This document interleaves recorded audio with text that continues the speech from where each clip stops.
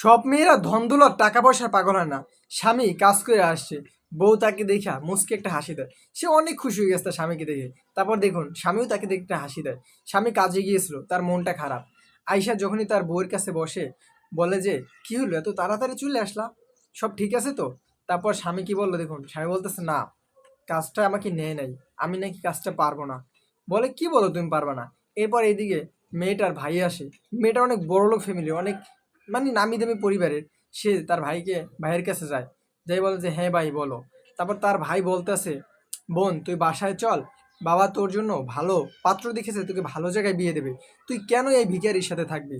তারপর মেয়েটা বলতেছে, শোন ভাই, আমার স্বামীর এখন খারাপ দিন যাইতেছে, একটা সময় সে ভালো একটা অবস্থানে ছিল, তার ব্যবসায় লস খেয়েছে, এখন আমরা বস্তিতে থাকি, সমস্যা নাই, কারো বিপদ চিরস্থায়ী না।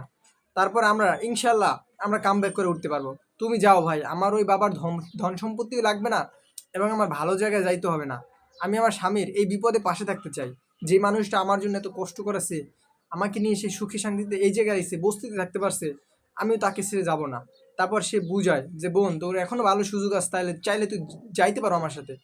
মেয়েটা বলে না ভাই, আমি আমার স্বামীকে মন থেকে ভালোবাসি, আমি আমার স্বামীর বিপদে আপদে সবসময় তার সাথেই থাকতে চাই। স্বামীর পায়ের নিচে স্ত্রীর ভেস।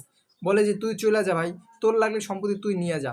এরপর স্বামী এসে বলতেছে, তুমি কি করলা, তুমি তো চাইলে যাইতে পারতা, এখন আমার জীবনটা খারাপ যাইতেছে, তুমি চলে গেলে তোমার জীবনটা তুমি সুন্দরভাবে গুছাইতে পারতা, তাই না?